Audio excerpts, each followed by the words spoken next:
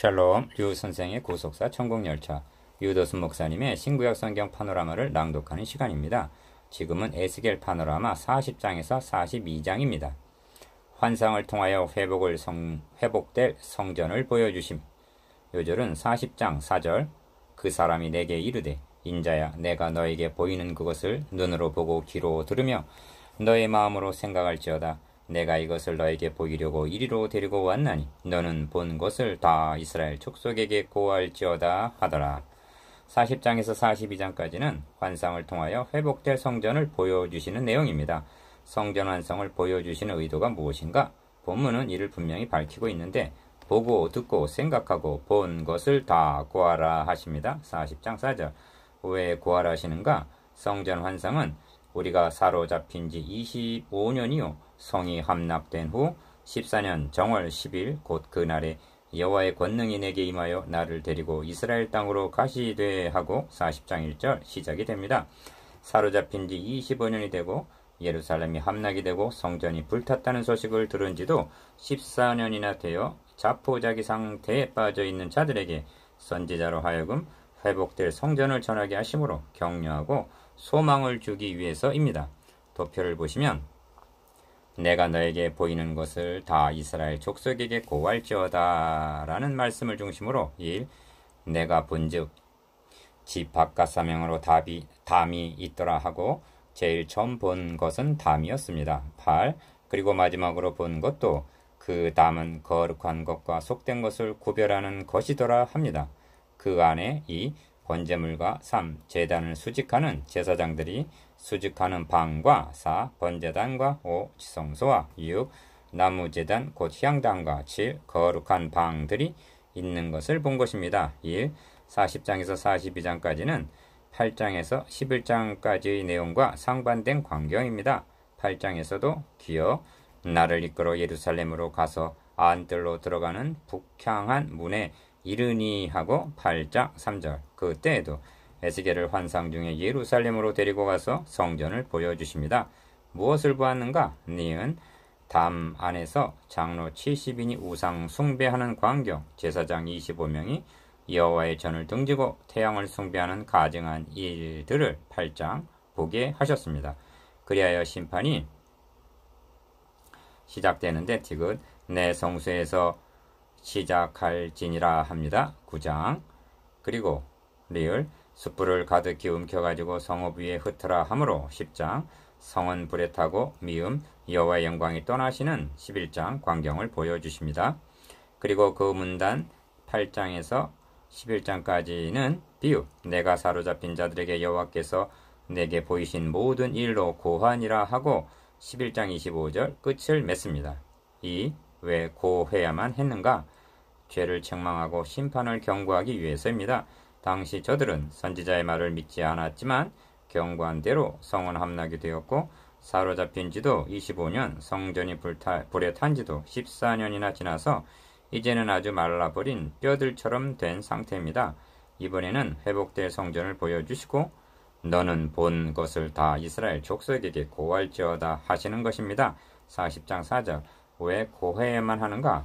말라버린 뼈들처럼 된 백성들을 격려하고 회복에 대한 소망을 주기 위해서입니다. 3. 그렇다면 성전 완성을 보여주시는 의도가 이 시간대로 성전을 세워라 또는 세워질 것이라는 말씀인가? 아닙니다. 제2의 성전, 스룹바벨 성전도 헤롯 성전도 본문의 시간대로 지어진 것이 아닙니다. 그리고 종말에도 본문의 시간대로 지어지는 일은 없을 것입니다.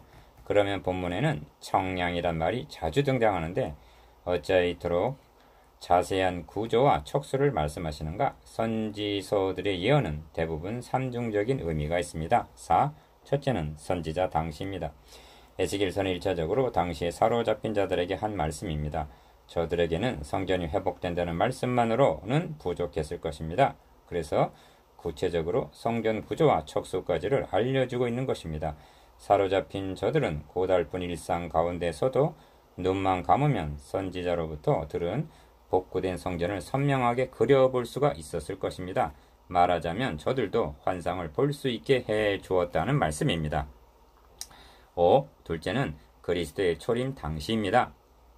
주님은 기업 이 성전을 헐라 내가 사흘 동안에 일으키리라 하심으로 요한복음 2장 19절 자신이 성전인 곳과 니은 파괴당했다가 다시 세워질 즉 죽으셨다가 다시 사실 것을 말씀하셨습니다. 솔로몬의 성전은 자신들의 죄로 말미암아 헐려야 했지만 성전 되시는 그리스도께서 죽임을 당하신 것은 우리를 대신하여 헐리신 것입니다. 이후 셋째는 그리스도의 재림 때 완성이 되는 것입니다. 계시록은 마지막 부분에 이르러 이리 오라 내가 신부 곧 어린 양의 아내를 너에게 보이리라 하고 성령으로 나를 데리고 크고 높은 산으로 올라가 하나님께로부터 하늘에서 내려오는 거룩한 성 예루살렘을 보이니 하고 말씀합니다. 계시록 21장 9절에서 10절. 그러므로 계시록 21장에서 22장까지는 에스겔서 40장에서 48장까지를 반영하고 있는 것입니다. 성전 환상의 구속사적 의미 1. 이런 맥락에서 성전 환상은 물리적으로 세워질 것을 말씀하는 것이 아닙니다. 성경은 기어 하나님께로부터 하늘에서 내려오는 거룩한 성 예루살렘이라고 말씀합니다. 하나님이 거하실 성전, 즉 하나님 나라 건설은 사람이 손으로 짓는 것이 아니라 하나님 자신이 세우신다는 것이 성경의 일관된 증거입니다. 하나님은 성전을 건축하려는 다윗에게 니은 너가 나를 위하여 나의 거할 집을 건축하겠느냐 여호와가 너를 위하여 집을 이루고 그 나라를 견고케 하리라 하고 사무엘하 7장 5절 11절에서 12절 하나님이 세워주실 것을 말씀하셨습니다. 이 집은 다윗에게 언약으로 주어졌습니다. 이 주님은 기어 내가 이 반석 위에 내 교회를 세우리니 하십니다. 마태복음 16장 18절 그리고 주님의 구속으로 말미암아 니은 너희 교회가 하나님의 성전이라고 말씀합니다. 고린도전서 3장 16절 또한 디귿 너희 몸 성도가 하나님의 성전이라고 말씀합니다. 고린도전서 6장 19절 이렇게 성취되었음에도 불구하고 문자만을 본다면 성전은 아직 세워지지 않았다는 것이 되고 마는데 이는 오늘까지도 수건이 오히려 그 마음을 덮고 있기 때문에 고린도후서 3장 15절 보지 못하는 것이라고 말할 수밖에 없습니다. 3. 그러므로 계시록에서는 성 안의 성전을 내가 보지 못하였으니 이는 주 하나님 곧 전능하신 이와 및 어린 양이 그 성전이심이라 합니다. 계시록 21장 22절 하나님은 사람의 손으로 지은 어떤 건물에 거하시는 것이 아니라는 말씀입니다. 이를 달리 말하면 구속함을 얻은 하나님의 백성들이 하나님이 거하시는 성전이라는 뜻입니다. 그렇다면 이 성전 환상이 현대교회는 어떤 의미가 있는가?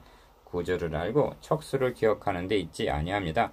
구약시대는 눈으로 보고 귀로 듣는 것이 필요했다면 그리스도의 초림 이후를 살아가고 있는 새 언약시대의 성도들에게는 너의 마음으로 생각할지어다 한 생각 즉 묵상해야 할 약속입니다. 성 안에 성전을 보지 못했다. 1.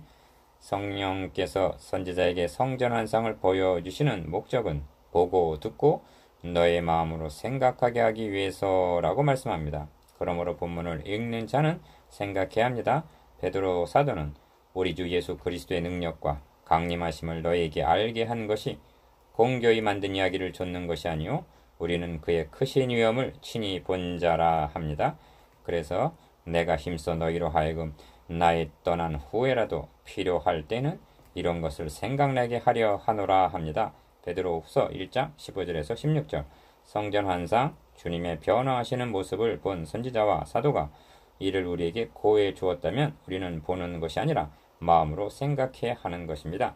그러면 이런 것들을 보면서 현대교회 성도들은 무엇을 생각해야만 마땅한가?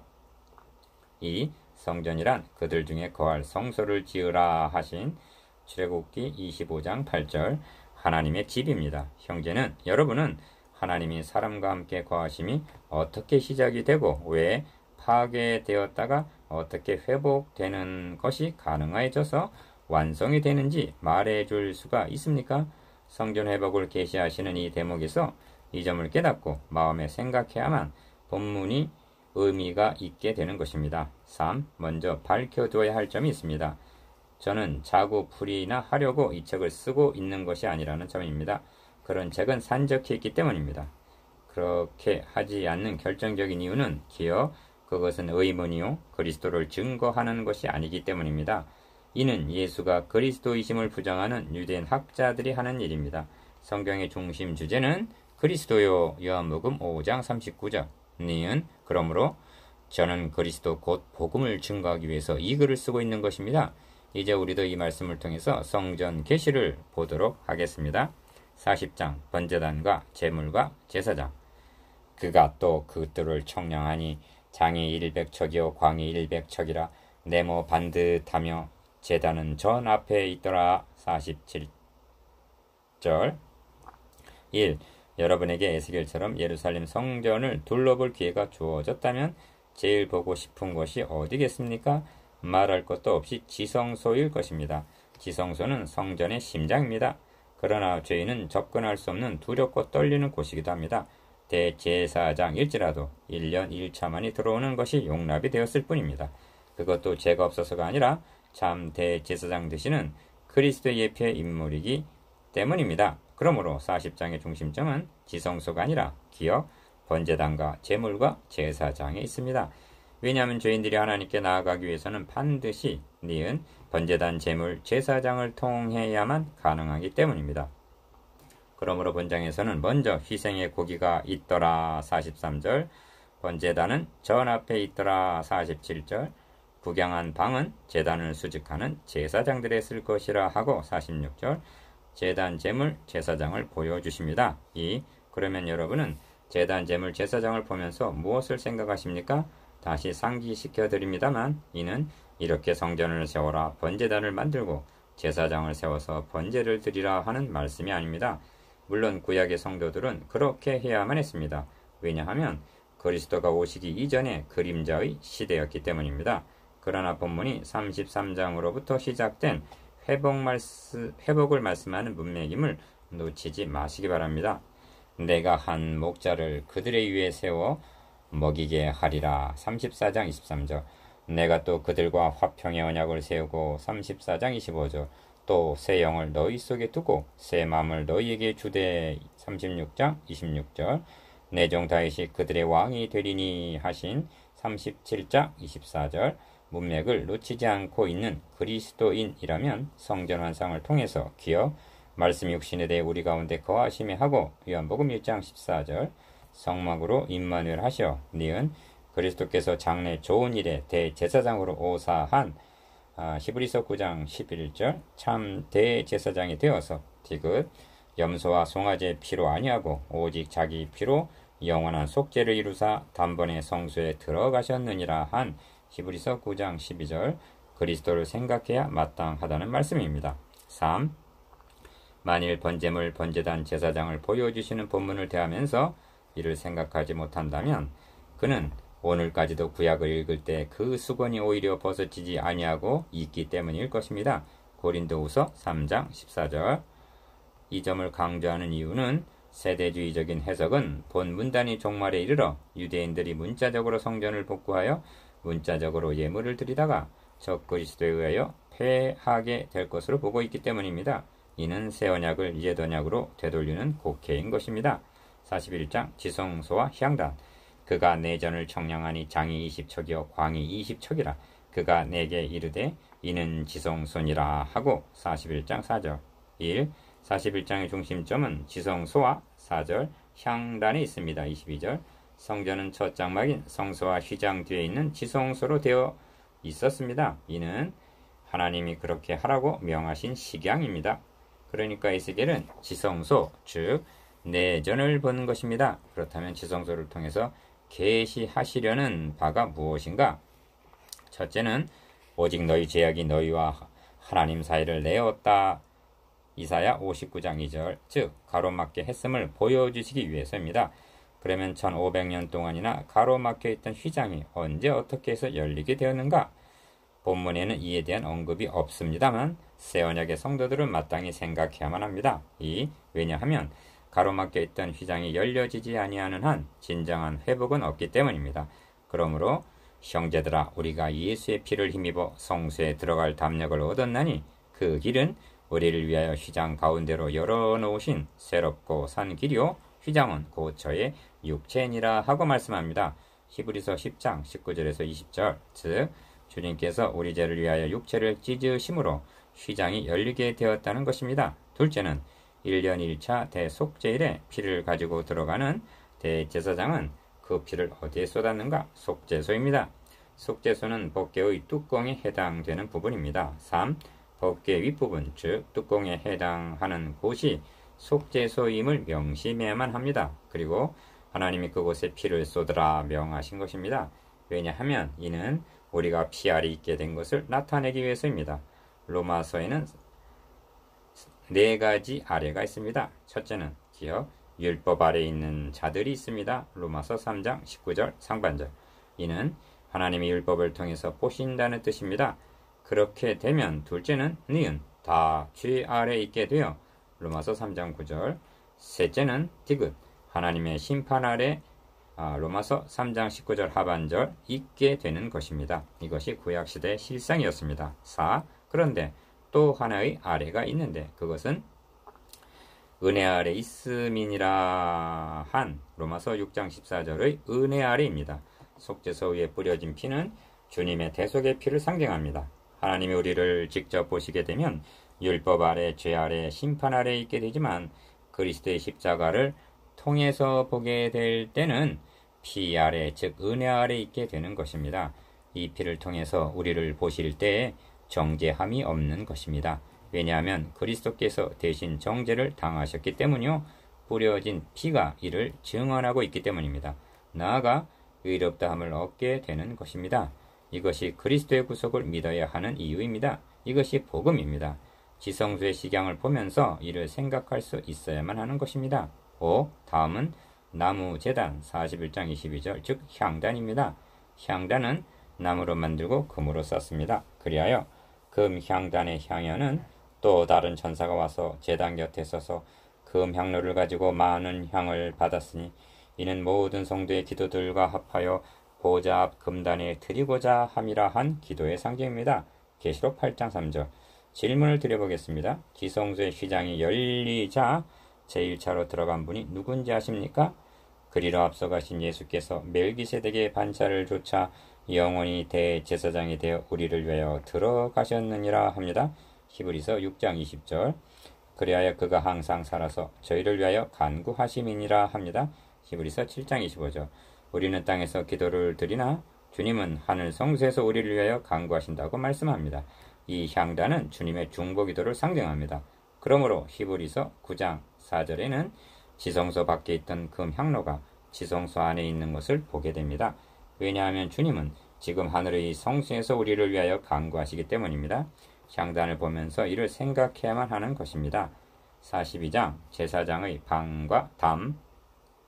그가 내게 이르되 좌우 골방들 앞 곧 북편 남편에 있는 방들은 거룩한 방이라 여호와를 가까이 하는 제사장들이 지성물을 거기서 먹을 것이며 지성물 곧 소제와 속죄제와 속건제 제물을 거기 둘 것이며 이는 거룩한 곳이라. 13절 1.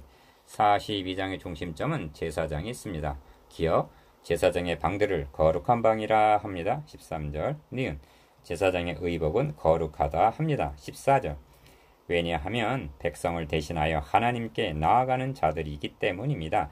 이는 우리의 대제사장 되시는 그리스도를 예표합니다.